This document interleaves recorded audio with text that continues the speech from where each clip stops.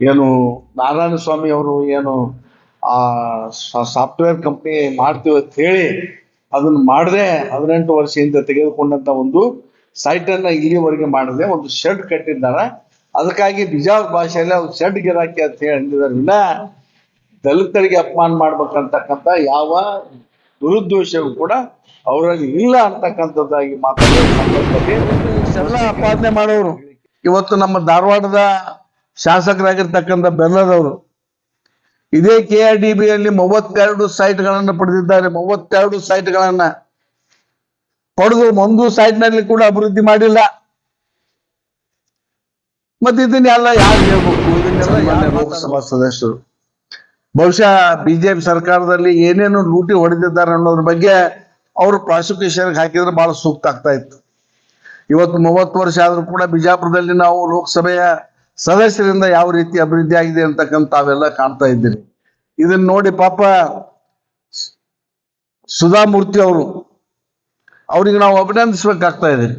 ಅವರು ನಮ್ಮ ಬಿಜಾಪುರ ಜಿಲ್ಲೆಯನ್ನ ದತ್ತಕ್ಕೆ ತೆಗೆದುಕೊಂಡಿದ್ದಾರೆ. ಬಿಜಾಪುರ ಜಿಲ್ಲೆಯಲ್ಲಿ ಇವತ್ತಿನ ಲೋಕಸಭಾ ಸದಸ್ಯರು ಏನು ಮಾಡಿಲ್ಲ ಅನ್ನೋ ಅರ್ಥದಲ್ಲಿ ಅವ್ರು ಹೇಳಿರ್ಲಿಕ್ಕಿಲ್ಲ. ಇಲ್ಲಿ ಆ ಡೆವಲಪ್ಮೆಂಟ್ ಆಗ್ಲಿಲ್ಲ.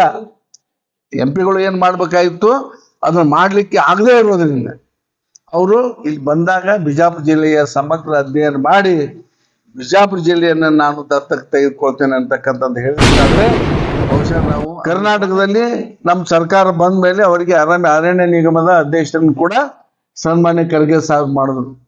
ಅರಣ್ಯ ನಿಗಮದ ಅಧ್ಯಕ್ಷರು ಈ ಅವಧಿಯಲ್ಲಿ ಅವ್ರು ಏನ್ ಮಾಡಿದ್ರು ನಾನು ಹೇಳಬಾರ್ದು. ಆದ್ರೆ ಅನಿವಾರ್ಯ ಈ ಸಂದರ್ಭದಲ್ಲಿ ಖರ್ಗೆ ಸಾಹೇಬ್ ಮೇಲೆ ಅಪಾದ ಮಾಡಿದ್ರಿಂದ ನಾನು ಈ ಮಾತನ್ನ ಹೇಳಲೇಬೇಕಾಗ್ತಾ ಇದೆ. ಅಲ್ಲೊಂದು ಏನ್ ಅವ್ರನ್ನ ನೇಮಕ ಮಾಡಿದ್ರು ಅರಣ್ಯ ಅಭಿವೃದ್ಧಿ ನಿಗಮದ ಅಧ್ಯಕ್ಷರನ್ನಾಗಿ, ಅಲ್ಲಿ ಒಂದು 20 ಲಕ್ಷ ರೂಪಾಯಿ ಟೆಂಡರ್ ಇತ್ತು. ಅವ್ರ ಮಗನಿಗೆ ಆ ಟೆಂಡರ್ನ ಕೊಟ್ರು. ಅದನ್ನ 80 ಲಕ್ಷದವರೆಗೆ ಆ ಟೆಂಡರ್ ಖರ್ಚು ಮಾಡಿದ್ರು.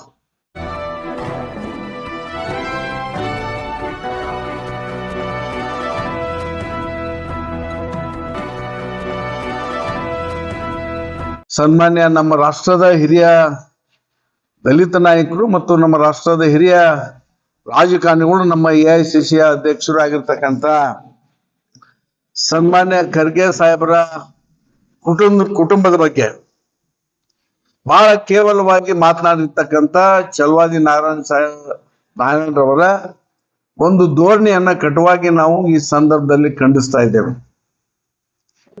ಇವತ್ತು ಸನ್ಮಾನ್ಯ ಖರ್ಗೆ ಸಾಹೇಬರು ಅಧಿಕಾರದಲ್ಲಿರ್ತಕ್ಕಂಥ ಎಲ್ಲಾ ಸಂದರ್ಭದಲ್ಲಿ ದಲಿತ ಪರವಾಗಿ, ಜನಪರವಾಗಿ, ರೈತರ ಪರವಾಗಿ, ಮಹಿಳೆಯರ ಪರವಾಗಿ, ಎಲ್ಲರ ಪರವಾಗಿ ಹೋರಾಟ ಮಾಡಿರ್ತಕ್ಕಂಥ ಒಬ್ಬ ಮೇಲ್ಪಂಕ್ತಿಯ ನಾಯಕ ಸನ್ಮಾನ್ಯ ಖರ್ಗೆ ಸಾಹೇಬರು. ಅವರು KIDBಯಲ್ಲಿ ಒಂದು ಸೈಟಿಗೆ ಅರ್ಜಿಯನ್ನು ಹಾಕಿ ನಿಯಮದ ಪ್ರಕಾರ ಅರ್ಜಿ ಹಾಕಿ ಒಂದು CA ಸೈಟ್ ಅನ್ನ ಅವರು ಪಡೆದಿದ್ದಾರೆ. CA ಸೈಟ್ ಪಡಿಬೇಕಾದ್ರೆ ಅಲ್ಲಿ ಯಾವುದೇ ನಿಯಮ ಇಲ್ಲ. ಅಲ್ಲಿ ನೋಟಿಫಿಕೇಶನ್ ಮಾಡಬೇಕು ಅಥವಾ ಇದು ಪತ್ರಿಕಾ ಪ್ರಕಟಣೆ ಕೊಡ್ಬೇಕಂತಕ್ಕಂಥದ್ದು ಏನಿಲ್ಲ. ಅರ್ಜಿ ಹಾಕಿದ್ಮೇಲೆ ಎಷ್ಟು ಅರ್ಜಿ ಬರ್ತಾವ, ಅರ್ಜಿಯಲ್ಲಿ ಯಾರು ಅರ್ಹರು ಇರ್ತಾರ ಆ ಅರ್ಹತೆ ಆಧಾರದ ಮೇಲೆ ಅವರಿಗೆ ಆ ಜಾಗವನ್ನ ಅಲಾಟ್ಮೆಂಟ್ ಮಾಡತಕ್ಕಂಥದ್ದು ಆ ಇಲಾಖೆಯ ಒಂದು ನಿಯಮ. ಬಹುಶಃ BJP ಅವರು ಅದೇ ಒಂದು ನಿಯಮಗಳ ಅನುಸಾರವಾಗಿ ಅವರು ಅಧಿಕಾರದಲ್ಲಿ ಇದ್ದಂತ ಸಂದರ್ಭದಲ್ಲಿ ಸಾವಿರಾರು ಎಕರೆ ಜಮೀನನ್ನು ಕೂಡ ಅವರು ಹಂಚಿದ್ದಾರೆ. ಆದ್ರೆ ಇಲ್ಲಿ ಜಮೀನನ್ನ ಪಡೆದಂತವ್ರು ಯಾರು, ಅವರ ಅರ್ಹತೆ ಏನು ಅನ್ನೋದನ್ನ ನಾವು ನೋಡ್ಬೇಕಾಗ್ತಾ ಇದೆ. ರಾಹುಲ್ ಖರ್ಗೆ ಅವರು ಅದರ ಟ್ರಸ್ಟಿಯಲ್ಲಿ ಪ್ರಮುಖರಾಗಿದ್ದಾರೆ. ಖರ್ಗೆ ಸಾಹೇಬ್ರವರ ಚಿರಂಜೀವಿ ಅವರು ಏನಪ್ಪಾ ಅಂದ್ರೆ ಅವರು UPSC ಪಾಸ್ ಆಗಿರ್ತಕ್ಕಂಥವ್ರು. ಆಲ್ ಇಂಡಿಯಾ ಏನ್ ಸರ್ವಿಸ್ ಇದೆ ಅದನ್ನು ಪಾಸ್ ಆಗಿ ರೆವಿನ್ಯೂ ಸರ್ವಿಸ್ ನಲ್ಲಿ ಕೆಲಸ ಮಾಡಿ, ಇಂಡಿಯನ್ ರೆವಿನ್ಯೂ ಸರ್ವಿಸ್ ಅಲಾಟ್ಮೆಂಟ್ ಆಗಿ ಅಲ್ಲಿ ಕೆಲಸ ಮಾಡಿ ರಾಜೀನಾಮೆಯನ್ನು ಕೊಟ್ಟು ಈ ಪಾಲಿ ಭಾಷೆಯಲ್ಲಿ ಸಂಶೋಧನೆ ಮಾಡಲಿಕ್ಕೆ ಅನೇಕ ಕಾರ್ಯಕ್ರಮಗಳನ್ನ ಈ ರಾಜ್ಯದಲ್ಲಿ ಅವರು ಹಮ್ಮಿಕೊಂಡಿದ್ದಾರೆ. ಇವರ ಕೆಲಸಗಳನ್ನ ಇವತ್ತು ಕೇಂದ್ರ ಸರ್ಕಾರದ DRDO ಕೂಡ ಅಭಿನಂದನೆ ಸಲ್ಲಿಸಿದೆ. ಅಂತ ಒಬ್ಬ ಮೇಧಾವಿ ಮತ್ತು ಅನುಭವ ಇರ್ತಕ್ಕಂಥ ಒಬ್ಬ ವ್ಯಕ್ತಿ ಒಂದು ಪಾಲಿ ಭಾಷೆ ಮತ್ತು ಇತರೆ ಕೆಲಸಗಳನ್ನು ಮಾಡಲಿಕ್ಕೆ ಆ ಒಂದು ನಿವೇಶನವನ್ನು ಪಡೆದಾಗ ಅವರು ಅತಿಕ್ರಮಣವಾಗಿ ಅಕ್ರಮವಾಗಿ ಬಾಹಿರವಾಗಿ ಇನ್ಫ್ಲುಯೆನ್ಸ್ ಯೂಸ್ ಮಾಡಿ ಅವರು ಆ ಜಾಗ ಪಡೆದಿದ್ದಾರೆ ಅಂತ ಹೇಳಿ ನಮ್ಮ ಸನ್ಮಾನ್ಯ ಚಲವಾದಿ ನಾರಾಯಣ ಸ್ವಾಮಿ ಅವರು ಹೇಳ್ತಾ ಇದ್ದಾರೆ. ಚಲವಾದಿ ನಾರಾಯಣ ಸ್ವಾಮಿ ಅವರು ಯಾರು ಬೇರೆ ಅಲ್ಲ, ನಾವೆಲ್ಲ ಒಂದೇನೆ. ಆದ್ರೆ ಖರ್ಗೆ ಸಾಹೇಬ್ರವರ ಕೃಪಾಶೀರ್ವಾದದಿಂದ ಆಲ್ ಇಂಡಿಯಾ ರೈಲ್ವೆ ಬೋರ್ಡಿನ ಕನ್ಸ್ಯೂಮರ್ ಫೋರಂದ ಅಧ್ಯಕ್ಷರಾಗಿ ಅವರನ್ನ ನೇಮಕ ಮಾಡಿರ್ತಕ್ಕಂಥ ಸನ್ಮಾನ್ಯ ಖರ್ಗೆ ಸಾಹೇಬ್ರು ಅವರು ನೇಮಕ ಆದಂತ ಸಂದರ್ಭದಲ್ಲಿ ಇಡೀ ಭಾರತ ದೇಶದ ಉದ್ದಗಲಕ್ಕೂ ತಿರುಗಾಡಿ ಇವತ್ತು ಆ ಒಂದು ಹುದ್ದೆಯ ಎಲ್ಲ ಅನುಭವಗಳನ್ನ ಪಡೆದಿರ್ತಕ್ಕಂಥವ್ರು. ಜೊತೆಗೆ 2013ರಲ್ಲಿ ಕರ್ನಾಟಕದಲ್ಲಿ ನಮ್ಮ ಸರ್ಕಾರ ಬಂದ ಮೇಲೆ ಅವರಿಗೆ ಅರಣ್ಯ ನಿಗಮದ ಅಧ್ಯಕ್ಷರನ್ನು ಕೂಡ ಸನ್ಮಾನ್ಯ ಖರ್ಗೆ ಸಾಹೇಬ್ ಮಾಡಿದ್ರು, ಅರಣ್ಯ ನಿಗಮದ ಅಧ್ಯಕ್ಷರು. ಈ ಅವಧಿಯಲ್ಲಿ ಅವ್ರು ಏನ್ ಮಾಡಿದ್ರು ಅಂತ ನಾನು ಹೇಳಬಾರ್ದು, ಆದ್ರೆ ಅನಿವಾರ್ಯ ಈ ಸಂದರ್ಭದಲ್ಲಿ ಖರ್ಗೆ ಸಾಹೇಬ್ ಮೇಲೆ ಅಪಾದ ಮಾಡಿದ್ರಿಂದ ನಾನು ಈ ಮಾತನ್ನ ಹೇಳಲೇಬೇಕಾಗ್ತಾ ಇದೆ. ಅಲ್ಲೊಂದು ಏನ್ ಅವ್ರನ್ನ ನೇಮಕ ಮಾಡಿದ್ರು ಅರಣ್ಯ ಅಭಿವೃದ್ಧಿ ನಿಗಮದ ಅಧ್ಯಕ್ಷರನ್ನಾಗಿ, ಅಲ್ಲಿ 20 ಲಕ್ಷ ರೂಪಾಯಿ ಟೆಂಡರ್ ಇತ್ತು. ಅವ್ರ ಮಗನಿಗೆ ಆ ಟೆಂಡರ್ನ ಕೊಟ್ರು. ಅದನ್ನ 80 ಲಕ್ಷದವರೆಗೆ ಆ ಟೆಂಡರ್ ಖರ್ಚು ಮಾಡಿದ್ರು ಅವ್ರ ಅವಧಿಯಲ್ಲಿ. ಇದು ಯಾವುದೋ ನಿಯಮ ಬಾಹಿರ ಅಲ್ವಾ ಇದು? ಅವರು ಕಾನೂನು ಮೀರಿ ಹೋಗಿದ್ದಲ್ವಾ ಇದು? ಅದಕ್ಕಾಗಿ ಇವತ್ತೇನಿದೆ ಸನ್ಮಾನ್ಯ ಖರ್ಗೆ ಸಾಹೇಬ್ರು ಇವತ್ತೇನು ಅವ್ರ ಹೆಸರಿಗೆ ಮಸಿ ಬಳಿತಕ್ಕಂಥ ಒಂದು ಕೆಲಸ ನಡೀತೇನೆ, ಅದು ಸಾಧ್ಯ ಇಲ್ಲ ಅಂತಕ್ಕಂಥ ಮಾತನ್ನ ಹೇಳ್ತೇನೆ. ಯಾರು ಇವತ್ತು ಅವ್ರ ಬಗ್ಗೆ ಈ ರೀತಿಯಾದ ಕೆಲಸ ಮಾಡ್ತಾ ಇದ್ದಾರೆ, ಅದು ಭವಿಷ್ಯದಲ್ಲಿ ಅವ್ರಿಗೆ ತಿರುಗುಬಾಣ ಆಗ್ತಾ ಇದೆ ಅಂತಕ್ಕಂಥದ್ದು ಕೂಡ ನಾನು ಹೇಳಿಕ್ಕೆ ಬಯಸ್ತಾ ಇದ್ದೇನೆ. ಎಂ ಬಿ ಪಾಟೀಲ್ ಸಾಹೇಬ್ರು ನಿಯಮ ಮೀರಿ ಯಾವುದನ್ನು ಕೂಡ ಮಾಡಿಲ್ಲ. ಅವ್ರ ಬಗ್ಗೆ ಅನೇಕ ಅಭಿಪ್ರಾಯಗಳನ್ನ ಬಿಜೆಪಿ ಅವರು ನಿನ್ನೆ ಎಲ್ಲೋ ಒಂದ್ ಕಡೆ ಬಿಜಾಪುರದಲ್ಲಿ ಒಂದು ಸ್ಟ್ರೈಕ್ ಮಾಡಿದ್ದಾರೆ. ಬಹುಶಃ ಏನು ಬಿಜೆಪಿ ಸರ್ಕಾರ ಇತ್ತು, ಯಡಿಯೂರಪ್ಪನವ್ರ ಸರ್ಕಾರ, ಆಮೇಲೆ ಶೆಟ್ಟರ್ ಅವ್ರ ಸರ್ಕಾರ, ಆಮೇಲೆ ಸದಾನಗೌಡರವ್ರ ಸರ್ಕಾರ, ಬೊಮ್ಮಾಯಿ ಅವ್ರ ಸರ್ಕಾರ. ಈ ಅವಧಿಯಲ್ಲಿ KRDBಯಲ್ಲಿ ಏನು ನಿಯಮ ಮಾಡಿದ್ರು ಆ ನಿಯಮಗಳ ಅನುಸಾರವಾಗಿ ಆ ಹಂಚಿಕೆಯನ್ನ ಇವತ್ತು ಸನ್ಮಾನ್ಯ ಎಂ ಬಿ ಪಾಟೀಲ್ ಸಾಹೇಬರು ಮಾಡ್ತಾ ಇದ್ದಾರೆ. ನಿಯಮ ಬಾಹಿರವಾಗಿ ಎಲ್ಲಿಯೂ ಕೂಡ ಒಂದು ಕೆಲಸ ಮಾಡಿಲ್ಲ. ಸುಮ್ಮನೆ ಅವರ ವ್ಯಕ್ತಿತ್ವಕ್ಕೆ ಕೆಟ್ಟ ಹೆಸರು ತರ್ತಕ್ಕಂಥ ಕೆಲಸ ಇವತ್ತು ಕೆಲವು ಮಂದಿ ಮಾಡ್ತಾ ಇದ್ದಾರೆ. ಇವತ್ತು ಬಿಜಾಪುರ ಜಿಲ್ಲೆಯಲ್ಲಿ ಬಹುಶಃ ಅಲ್ಪಸಂಖ್ಯಾತರಿಗೆ, ದಲಿತರಿಗೆ, ಮೈನಾರಿಟಿಗೆ ವಿಶೇಷವಾದಂತ ಕಾಳಜಿ ಯಾರಾದ್ರೂ ಮಾಡಿದ್ರೆ ಅದು ಸ್ವಾಭಾವಿಕವಾಗಿ ಎಂ ಬಿ ಪಾಟೀಲ್ ಸಾಹೇಬರು ಮಾಡಿದ್ದಾರೆ ಅಂತ ಹೇಳಿ ನಾನು ಹೇಳ್ಬೇಕಾಗ್ತಾ ಇದೆ. ಈ ಸಂದರ್ಭದಲ್ಲಿ ಅವ್ರಿಗೂ ಕೂಡ ಕೆಟ್ಟ ಹೆಸರು ತರಬೇಕು, ಅವ್ರ ಬಗ್ಗೆ ವಿಚಾರಣೆ ಮಾಡ್ಬೇಕು ಅಂತಕ್ಕಂಥದ್ದು ಕೂಡ ಷಡ್ಯಂತ್ರ ಮಾಡ್ತಾ ಇದ್ದಾರೆ. ಈಗೇನು ಬಳ್ಳಾರಿ ಒಬ್ಬ ಯುವಕ, ಅವ್ರ ಮೇಲೆ ಕೂಡ ನೀವು ಚಾರ್ಜ್ ಶೀಟ್ ಮಾಡ್ಬೇಕು ಅಂತ ಹೇಳಿ ಹೋಗಿದ್ದ. ಇದು ಮೊದಲಲ್ಲ, ಅವನು ಹಿಂದೂ ಕೂಡ ಅನೇಕ ಪ್ರಯತ್ನಗಳನ್ನು ಮಾಡಿದ್ದಾನೆ. ಆ ಚಾರ್ಜ್ ಶೀಟ್ ಮಾಡ್ಬೇಕನ್ನೋ ಅವನ ಅರ್ಜಿ ಅನೇಕ ಸಲ ಹೊಳೆ ಹಾಕಿದ್ದಾರೆ ಗವರ್ನರ್. ಯಾಕಂದ್ರೆ ಯಾವ್ದು ನಿಯಮದಲ್ಲಿ ಇಲ್ಲ, ಯಾಕೆ ಮಾಡ್ತಾ ಇದ್ದೀರಿ ಅಂತ ಹೇಳಿ. ಬಟ್ ಇದು ರಾಜಕೀಯ ಉದ್ದೇಶ ಪೂರಿತವಾಗಿ ಇವತ್ತು ಮಾಡ್ತಾ ಇದ್ದಾರೆ. ಇವತ್ತು ಸನ್ಮಾನ್ಯ ನಮ್ಮ ಲೋಕಸಭಾ ಸದಸ್ಯರು ಕೂಡ ಅದನ್ನ ಪ್ರಾಸಿಕ್ಯೂಷನ್ ಮಾಡ್ಬೇಕು ಅಂತ ಹೇಳಿ ಒಂದು ಸ್ಟೇಟ್ಮೆಂಟ್ ಅನ್ನ ಯಾವ ಪತ್ರಿಕೆ ಸರ್ ಅದು ಹಿಂದೂ ಪತ್ರಿಕೆಯಲ್ಲಿ ಕೂಡ ಒಂದು ಸ್ಟೇಟ್ಮೆಂಟ್ ಮಾಡಿದ್ರು ನಮ್ಮ ಸನ್ಮಾನ್ಯ ಲೋಕಸಭಾ ಸದಸ್ಯರು. ಬಹುಶಃ ಬಿಜೆಪಿ ಸರ್ಕಾರದಲ್ಲಿ ಏನೇನು ಲೂಟಿ ಹೊಡೆದಿದ್ದಾರೆ ಅನ್ನೋದ್ರ ಬಗ್ಗೆ ಅವರು ಪ್ರಾಸಿಕ್ಯೂಷನ್ ಹಾಕಿದ್ರೆ ಬಹಳ ಸೂಕ್ತ ಆಗ್ತಾ ಇತ್ತು. ಇವತ್ತು 30 ವರ್ಷ ಆದ್ರೂ ಕೂಡ ಬಿಜಾಪುರದಲ್ಲಿ ನಾವು ಲೋಕಸಭೆಯ ಸದಸ್ಯರಿಂದ ಯಾವ ರೀತಿ ಅಭಿವೃದ್ಧಿ ಆಗಿದೆ ಅಂತಕ್ಕಂಥ ತಾವೆಲ್ಲ ಕಾಣ್ತಾ ಇದ್ದೀರಿ. ಇದನ್ನ ನೋಡಿ ಪಾಪ ಸುಧಾಮೂರ್ತಿ ಅವರು, ಅವ್ರಿಗೆ ನಾವು ಅಭಿನಂದಿಸ್ಬೇಕಾಗ್ತಾ ಇದೆ. ಅವರು ನಮ್ಮ ಬಿಜಾಪುರ ಜಿಲ್ಲೆಯನ್ನ ದತ್ತಕ್ಕೆ ತೆಗೆದುಕೊಂಡಿದ್ದಾರೆ. ಬಿಜಾಪುರ ಜಿಲ್ಲೆಯಲ್ಲಿ ಇವತ್ತಿನ ಲೋಕಸಭಾ ಸದಸ್ಯರು ಏನು ಮಾಡಿಲ್ಲ ಅನ್ನೋ ಅರ್ಥದಲ್ಲಿ ಅವ್ರು ಹೇಳಿರ್ಲಿಕ್ಕಿಲ್ಲ. ಇಲ್ಲಿ ಆ ಡೆವಲಪ್ಮೆಂಟ್ ಆಗ್ಲಿಲ್ಲ.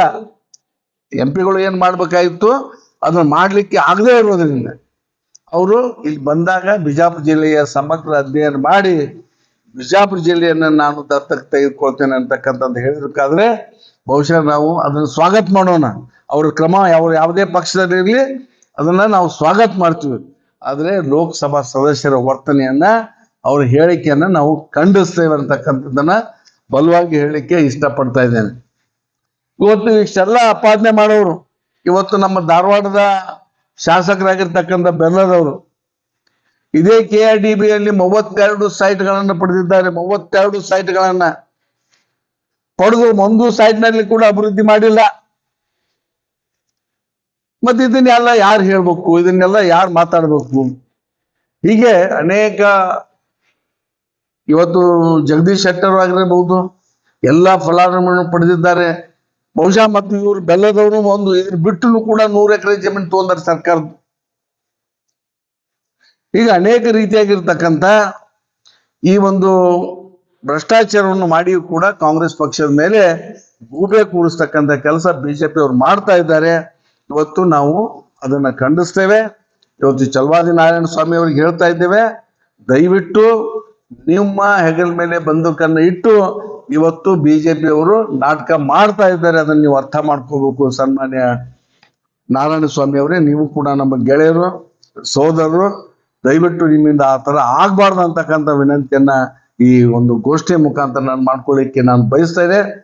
ಬಹುಶಃ ನನ್ನ ಎಲ್ಲ ಕಾಂಗ್ರೆಸ್ ಪಕ್ಷದ ಕಾರ್ಯಕರ್ತರು ಕೂಡ ಇದನ್ನ ಒಕ್ಕೂಟದಿಂದ ಖಂಡಿಸ್ತೇವೆ ಅಂತಕ್ಕಂಥ ಮಾತನ್ನ ಹೇಳಿ ನನ್ನ ಗೋಷ್ಠಿಯನ್ನ ನಾನು ಏನು ನಾರಾಯಣ ಸ್ವಾಮಿಗೆ ಶೆಡ್ ಗಿರಾಕಿ ಅಂತ ಹೇಳಿ ದಲಿತರಿಗೆ ಅಪಮಾನ ಮಾಡ್ಯಾರ ಅಂತ ಹೇಳಿ ಬಿಜೆಪಿ SC ಮೋರ್ಚಾದ ಯುವಕರು ಬಹುಶಃ ಇವತ್ತು ಹೇಳಿದಾರ. ಬಹುಶಃ ನಾವೆಲ್ಲ ಒಂದೇ, ದಲಿತರೆಲ್ಲ ಒಂದೇನೆ. ಅವರು ಬಿಜೆಪಿಯಲ್ಲಿ ಆ ತಪ್ಪು ಸಿದ್ಧಾಂತ ಒಪ್ಕೊಂಡು ಅಲ್ಲಿದ್ದಾರೆ, ನಾವು ಕಾಂಗ್ರೆಸ್ ಪಕ್ಷದ ಸಿದ್ಧಾಂತವನ್ನು ಒಪ್ಕೊಂಡು ನಾವು ಇಳಿದ್ವಿ. ಆದ್ರ MB ಪಾಟೀಲ್ ಅವರ ಸ್ವಭಾವ ಅಥವಾ ಅವರ ಮಂಟನ್ ಸ್ವಭಾವ ಯಾವತ್ತಿಗೂ ಕೂಡ ಕೆಳವರ್ಗನ ಅಪಮಾನಿಸ್ತಕ್ಕಂಥ ಉದಾಹರಣೆ ಎಲ್ಲಿಯೂ ಕೂಡ ಇಲ್ಲ. ಇವತ್ತು ಯಾರ್ಯಾರು ದಲಿತರನ್ನ ಅಪಮಾನ ಮಾಡಿದಾರೋ ಅವ್ರ ಬಗ್ಗೆ ಪಾಪ ಅವ್ರಿಗೆಲ್ಲ ಕೂಡ ಮಾಹಿತಿ ಕೊರತೆ ಇದೆ. ಅದು ಮಾಹಿತಿ ಸಿಕ್ಕಿದ್ರೆ ಅವ್ರಿಗೆ ಮಾತನ್ನ ಹೇಳ್ತಾ ಇರ್ಲಿಲ್ಲ.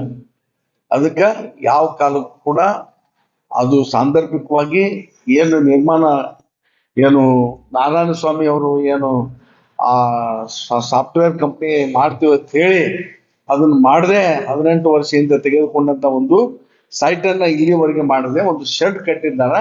ಅದಕ್ಕಾಗಿ ಬಿಜಾಪುರ ಭಾಷೆಯಲ್ಲಿ ಅವ್ರು ಶೆಡ್ ಗಿರಾಕಿ ಅಂತ ಹೇಳಿ ಅಂದಿದ್ದಾರೆ. ವಿನ ದಲಿತರಿಗೆ ಅಪಮಾನ ಮಾಡ್ಬೇಕಂತಕ್ಕಂಥ ಯಾವ ದುರುದ್ದೇಶವೂ ಕೂಡ ಅವರಲ್ಲಿ ಇಲ್ಲ ಅಂತಕ್ಕಂಥದ್ದಾಗಿ ಮಾತನ್ನ ಈ ಸಂದರ್ಭದಲ್ಲಿ ಸ್ಪಷ್ಟೀಕರಣ ಮುಖಾಂತರ ಹೇಳಿಕೆ.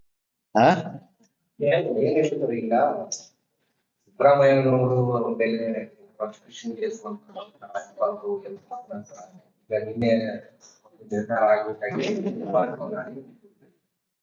ಆದ್ರೆ ಒಂದ್ ವೇಳೆ ನಿರ್ಧಾರ ಏನಾದ್ರು ಕಾನ್ಸ್ಟಿಟ್ಯೂಷನ್ ಅನುಮತಿ ಕೊಟ್ರೆ ಸಿದ್ದರಾಮಯ್ಯ ಅವರು ರಾಜೀನಾಮೆ ಕೊಡುವಂತ ಪರಿಸ್ಥಿತಿ ಬಂದ್ರೆ ಸಾರ್ವಜನಿಕ ಚರ್ಚೆ ಖರ್ಗೆ ಅವರನ್ನು ಮುಖ್ಯಮಂತ್ರಿ ಮಾಡ್ತಾರೆ. ನೋಡಿ, ನಾವಿಲ್ಲಿ ಸ್ಪಷ್ಟವಾಗಿ ಹೇಳಕ್ ಬಯಸ್ತೇನೆ, ಆ ಪ್ರಾಸಿಕ್ಯೂಷನ್ ಅಲ್ಲಿ ಅವ್ರೇನು ಕೊಟ್ಟಿದಾರಲ್ಲ ಗವರ್ನರ್ ಅವರು, ಅದರಲ್ಲಿ ಯಾವುದೇ ಇಲ್ಲ. ನೇರವಾಗಿ ಸನ್ಮಾನ್ಯ ಸಿದ್ದರಾಮಯ್ಯ ಅವ್ರ ಪಾತ್ರ ಎಲ್ಲಿಯೂ ಕೂಡ ಇಲ್ಲ. ನೀನು ಕೋರ್ಟ್ ನಲ್ಲಿ ವಾದ ವಿವಾದ ಮಾಡತಕ್ಕಂಥದ್ದು ನಾವು ನೋಡಿದೀನಿ. ಜಡ್ಜ್ ಸ್ಪಷ್ಟವಾಗಿ ಕೇಳ್ಯಾರ, ಆಯ್ತಪ್ಪ ನೀವೆಲ್ಲ ವಾದ ವಿವಾದ ಮಾಡಿದ್ರೆ ಎಲ್ಲಾನು ಕನ್ವಿನ್ಸ್ ಮಾಡಿದ್ರಿ ಕೋರ್ಟಿಗೆ, ಆದ್ರೆ ಸಿದ್ದರಾಮಯ್ಯ ಅವ್ರ ಪಾತ್ರ ಏನಿದೆ ಅನ್ನೋದು ನೀವ್ ಯಾರು ಹೇಳಿಲ್ಲ ಅನ್ನೋದು ಕೂಡ ಜಡ್ಜ್ ಅವರು ಕೂಡ ಅವ್ರಿಗೆ ಏನ್ ಪ್ರತಿವಾದ ತುಷಾರ್ ಮೆಹ್ತಾ ಮತ್ತು ಇನ್ನು ಅವ್ರು ಯಾರ್ಯಾರು ಇದ್ರಲ್ಲ ಅವ್ರಿಗೆಲ್ಲ ಕೂಡ ಈ ಪ್ರಶ್ನೆ ಮಾಡಿದ್ದಾರೆ. ಹೀಗಾಗಿ ಸಿದ್ದರಾಮಯ್ಯ ಸಾಹೇಬರು ರಾಜೀನಾಮೆ ಕೊಡೋ ಪ್ರಶ್ನೆನೇ ಉದ್ಭವ ಆಗಂಗಿಲ್ಲ ಮತ್ತು ಆ ಕೇಸ್ ಕೂಡ ಬಿದ್ದು ಹೋಗ್ತಾ ಇದೆ.